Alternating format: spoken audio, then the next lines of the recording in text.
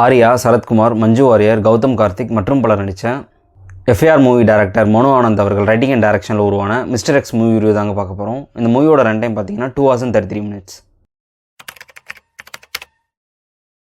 Hey guys, welcome to cinematics. இந்த மாதிரி movie ரிவ்யூஸ்க்கு நம்ம சேனலை சப்ஸ்கிரைப் பண்ணிவிட்டு அட் தென் பிடிச்சிருந்தா ஒரு லைக் போட்டு விட்டுருங்க. இந்த படத்தோட ஸ்டோரி சினாப்சிஸ் என்னென்னா, ஆர்யா ஒரு அண்டர்கவர் ரா ஏஜென்ட்டாக சென்னையில் தன் டீமோட சின்ன மிஷன்ஸ் பண்ணிட்டு வராரு. இன்னொரு சைடு ரஷ்யாவில் ஒரு அன்ஆத்தரைஸ்டு நியூக்ளியர் வெப்பன் இருக்கிறதா ராக்கு தகவல் வருது. அந்த வெப்பனை சேஃப்கார்ட் பண்ணுறதுக்காக சீனியர் மோஸ்ட் ஏஜென்ட்டான சரத்குமாரை ரஷ்யாவுக்கு அனுப்புகிறாங்க. பட் சரத்குமார் அங்கே போன இடத்துல எனிமிக்கிட்ட மாட்டிக்கிறாரு. இப்போ நியூக்ளியர் வெப்பனையும் சரத்குமாரையும் சேஃப்கார்ட் பண்ணி இந்தியா கூப்பிட்டு வரதுக்காக ஆர்யான் டீம் சென்னையிலேருந்து ரஷ்யா கிளம்புறாங்க.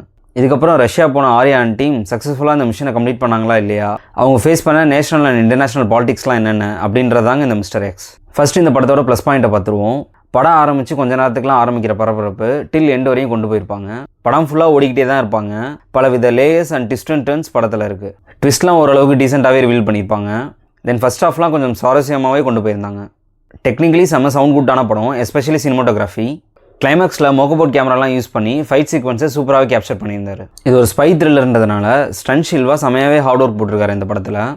ஆர்யா, கௌதம் கார்த்திக், மஞ்சு வாரியர்னு எல்லாரையும் போட்டு புளிஞ்சு எடுத்திருக்காங்கன்னு நமக்கு சேஸ் அண்ட் ஃபைட் சீக்வன்ஸை பார்க்கும்போதே தெரியுது.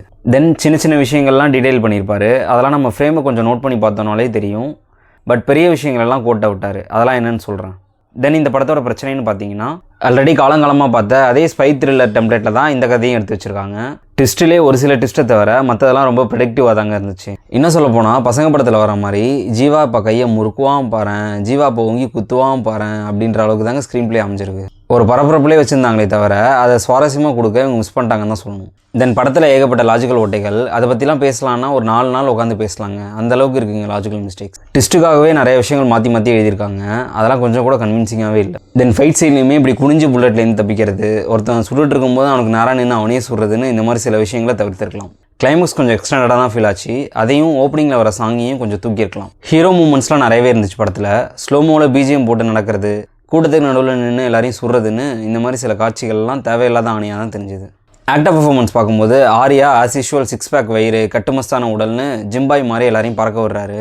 இந்த மாதிரி படங்களில் அவரை நிறைய பார்க்கறதாலே என்னவோ பெருசாக இம்ப்ரெசிவாக இல்லை. மஞ்சு வாரியர் ஒரு மிரட்டலான பர்ஃபார்மன்ஸ். கிளைமேக்ஸில் வர ஃபைட் சீன்லாம் வேறு லெவலில் பண்ணியிருந்தாங்க. கௌதம் கார்த்திக் ஒரு கூலான வில்லனா அவரோட ரோலை சூப்பராகவே ப்ளே பண்ணியிருந்தார். இவரோட ஓப்பனிங் ஃபைட் சீனுமே செமையாக ஸ்டன்ட்ஸ்லாம் பண்ணி பயங்கரமாக ஃபைட் பண்ணியிருந்தார். அவர் ஏஜ் லுக்கில் காமிச்சது தான் கொஞ்சம் செட் ஆகவே இல்லை. சரத்குமார் கேமியா மாதிரி ஒரு 4-5 சீன் வந்து நீட்டாக பண்ணி கொடுத்துட்டு போயிட்டார். அவருக்கான கேரக்டர் ஆர்க் செமையாக அமைஞ்சிருக்கு படத்தில். மற்றபடி அனகா, காளி வெங்கட், ரைசா வில்சன், அத்துல்யான்னு எல்லாரும் நீட்டான பர்ஃபார்மன்ஸே கொடுத்துருந்தாங்க. திவ்யூ மியூசிக்கில் சாங்ஸ்லாம் கேட்கும்படி இல்லை, பிஜிஎம்ஸ்லாம் சிச்சுவேஷனுக்கு ஏற்ற மாதிரி சவுண்ட் குட்டாகவே கொடுத்துருந்தாரு. DOP Arun Vincent drone, crane, மோகோபாட்னு முடிஞ்ச அளவுக்கு எல்லா டைப் ஆஃப் கேமராஸையும் யூஸ் பண்ணி ஒரு டிஃப்ரெண்ட் ஆங்கிள்லேயே மூவியை கேப்சர் பண்ணியிருக்காரு.